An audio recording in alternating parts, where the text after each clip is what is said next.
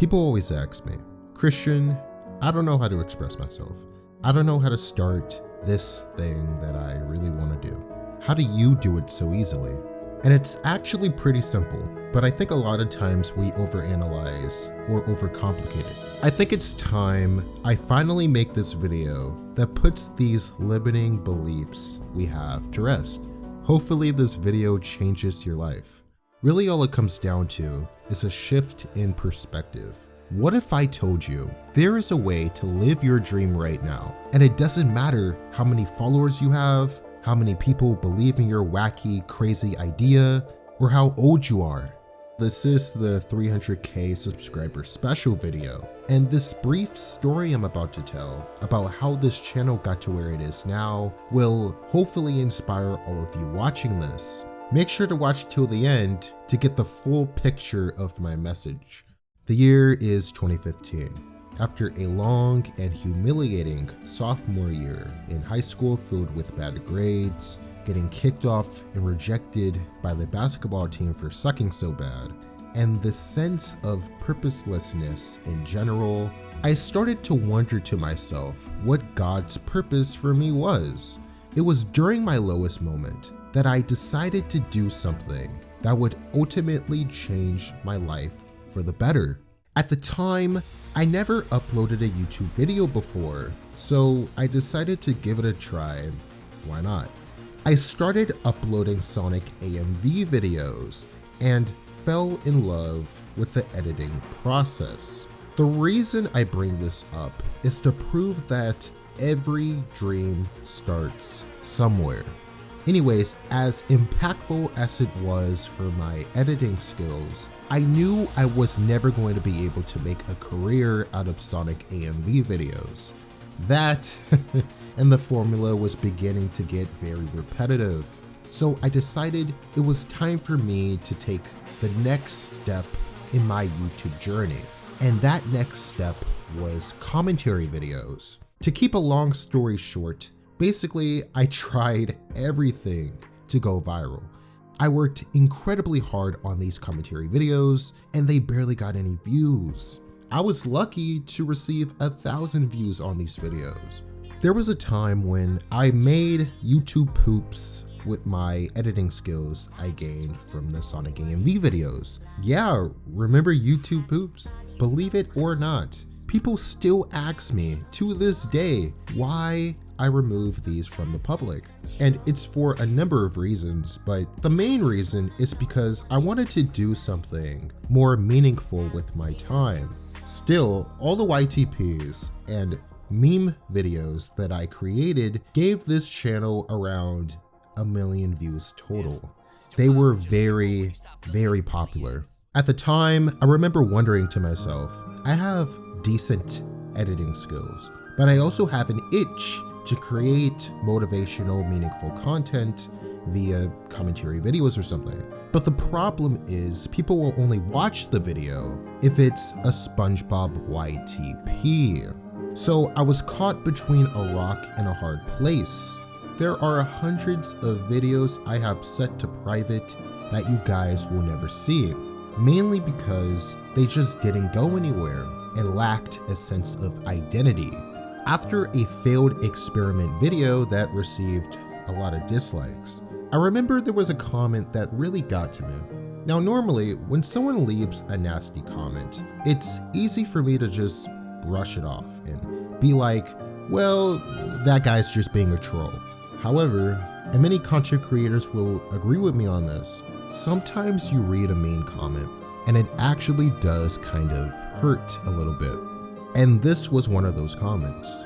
I was already down bad, and to read a comment that says something along the lines of, I don't think he has what it takes to be an Emp Lemon or a Schaeferless Productions.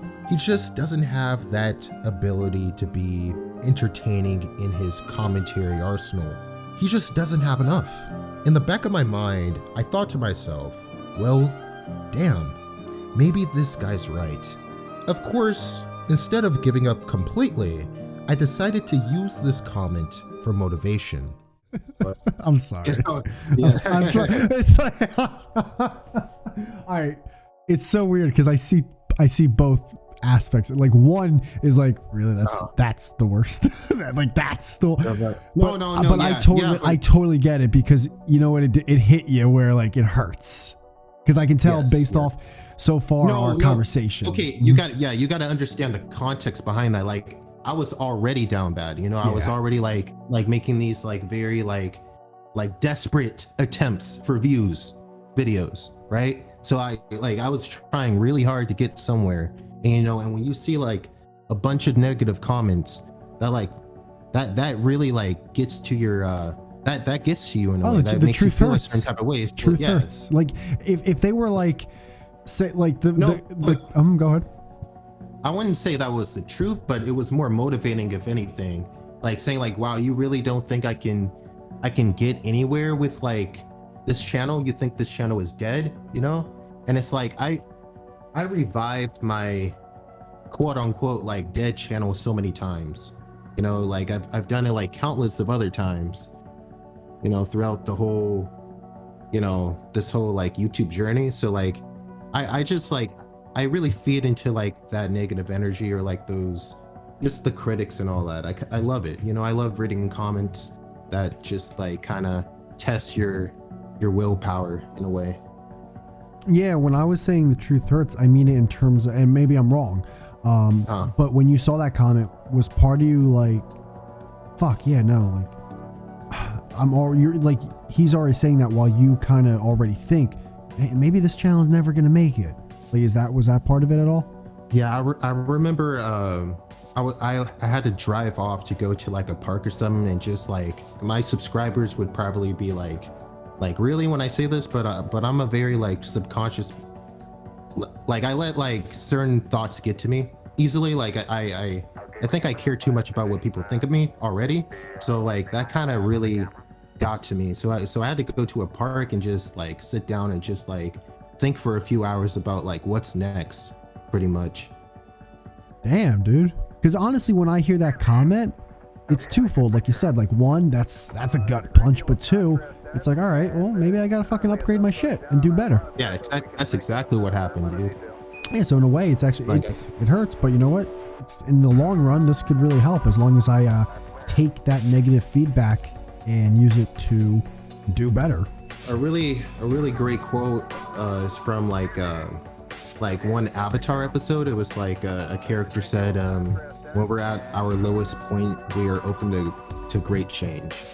So that's kind of what happened. I was at my lowest point, so I was open to great change. I'm sure many of you can relate to what I'm about to say next, but throughout my life, every time I hit what feels like rock bottom, that's when I receive a massive breakthrough. 1 to 2 weeks later, I get this awesome idea. I decided to combine both the motivational speaker part of me and the nerdy editor part of me and create this new series. And this time I was like, I don't care how many views I get, how many subscribers I get from this, or how many comments I get. I've already decided that this is what I was going to do, and I was going to have fun with it. I was going to make these motivational video essays, and I was going to live with the results. At that time, it became less about the views for me.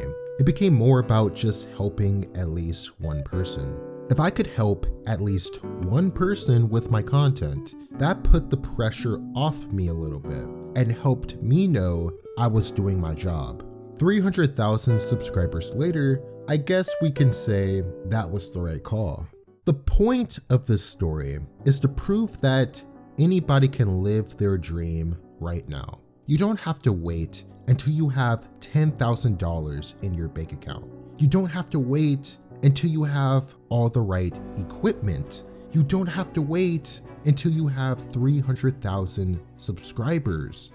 Before this channel hit 100,000 subscribers, I was making content that in my heart I felt was worthy of 100,000 subscribers.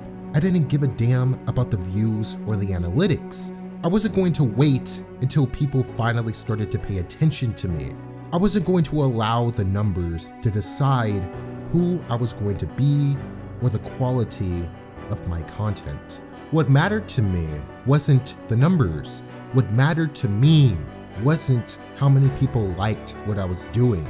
What mattered to me was that I was making something that I was passionate about and that I believed in.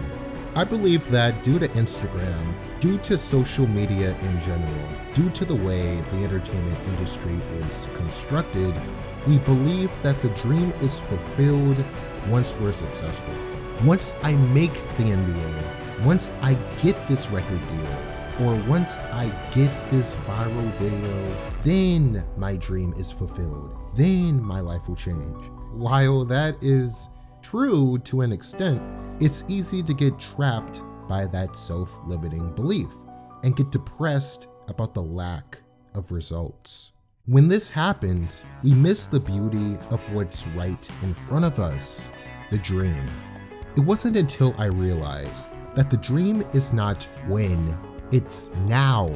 That's when this channel actually started to gain an unbelievable amount of subscribers. With all that being said, there are a few very important people I would like to thank for this milestone. I would like to thank Failski Bum for being the first big YouTuber to comment and support my videos back when this channel barely had any subscribers.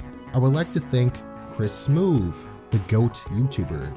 I would like to thank Mr. Amazing for inspiring me with his voice direction and editing skills. I would like to thank my family for supporting me. I want to thank you for watching and supporting this channel. And most importantly, I would like to thank God, the Creator, Christ Jesus, for making this all possible. Nothing is possible without God. Let me repeat that. Nothing is possible without God. If He did this for me, imagine what He'll do for you with enough faith.